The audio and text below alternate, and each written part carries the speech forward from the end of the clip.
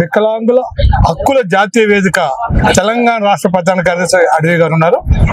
వారితో మనం సార్, మోడీ ప్రభుత్వం వచ్చిన తర్వాత గత 10 సంవత్సరాలుగా వికలాంగుల హక్కులు రక్షించబడుతున్నాయా, కొనసాగుతున్నాయా, మరింత అభివృద్ధి చెందినాయా, లేకపోతే వాటి మీద దాడి జరుగుతుంది?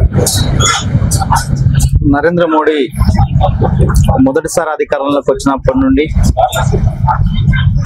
మొన్నటి 3వసారి అధికారంలోకి వచ్చినంత ఈ 10 ఏళ్ల కాలాన్ని పరిశీలిస్తే వికలాంగుల హక్కులన్నింటినీ తీసేయడం కోసం ప్రభుత్వం ప్రయత్నాలు చేస్తుంది. వికలాంగులు పోరాడే అనేక రకాల చట్టాలని సాధించుకుందాం. ఆ చట్టాలలో అనేక మార్పులు తేవడం కోసం కేంద్ర ప్రభుత్వం ప్రయత్నం చేస్తుంది. కార్మిక చట్టాలు, రైతు చట్టాలని మార్చినట్లనే వికలాంగుల చట్టాల్లో కొన్ని సెక్షన్స్ ని వల్ల మార్చడం కోసం నరేంద్ర మోడీ ప్రభుత్వం ఆ ప్రయత్నం చేస్తుంది.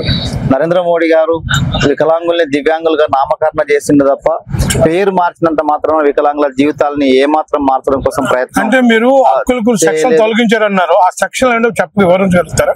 2016 వికలాంగుల హక్కుల పరిరక్షణ చట్టంలో సెక్షన్ 89, 92, 93ను తీసేయాలని చెప్పేసి కేంద్ర ప్రభుత్వం నిర్ణయం చేసింది. ఈ 3 సెక్షన్స్ ఆ చట్టానికి కొరల్ లాంటి, అంటే ఆ కొరల్ని మొత్తం తీసేయడం కోసం నరేంద్ర మోడీ ప్రయత్నం చేస్తే దేశవ్యాప్తంగా ఉద్యమం చేస్తాం. ప్రభుత్వం వెనక్కి తగినటువంటి పరిస్థితి. అంటే వాటిని తొలగించడంలో వచ్చే నష్టం ఏంటి? వాటిని తొలగించడం అంటే పెట్టుబడిదారుల ప్రయోజనాలు కాపాడడం కోసం, కార్పొరేట్ సెక్టర్ ప్రయోజనాలు కాపాడడం కోసం వాటిని తీసేయాలని చెప్పి ప్రభుత్వం ఆలోచిస్తుంది. ఆ సెక్షన్స్ ఉండడం ద్వారా ఎవరైనా పని ప్రదేశంలో వికలాంగులు వేధించిన, అవమానపరిచిన, అలా ఆస్తుల్ని గుంజుకున్నా, దాడి చేసిన, దౌర్జన్యం చేసిన, కించపరిచిన కేసు పెట్టడం కోసం ఆ సెక్షన్స్ ప్రకారం అవకాశం ఉంటుంది. ఆ సెక్షన్స్ లేకపోతే వికలాంగుల్ని అవమానించిన, ఈ వికలాంగులు ఏం చేసినా కేసు పెట్టడం కోసం అవకాశం లేకుండా చేయడం కోసం నరేంద్ర మోడీ ప్రభుత్వం కుట్రలు చేసింది.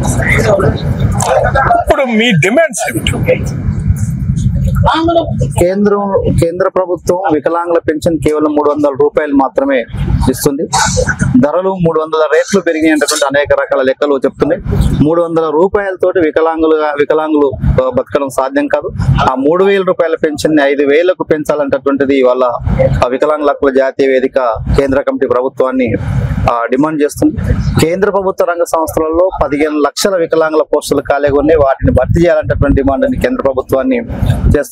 అట్లాగే ప్రభుత్వ రంగ సంస్థల్లో రిజర్వేషన్స్ ఉంటాయి, కానీ ప్రభుత్వ రంగ సంస్థలు మొత్తం అమ్మేయడం ద్వారా రిజర్వేషన్స్ మొత్తం కోల్పోయే ప్రమాదం వచ్చింది. రైల్వేలో వికలాంగులకు రాయితీ ఉంటుంది, కానీ రైల్వేని మొత్తం ప్రైవేట్ పరం చేయడం ద్వారా రాయితీని కోల్పోయే ప్రమాదం భవిష్యత్తులో వికలాంగుల ముందు ఉంది. అందుకే 9 నేషనల్ ఇన్స్టిట్యూషన్స్ ఉన్నాయి వికలాంగుల కోసం.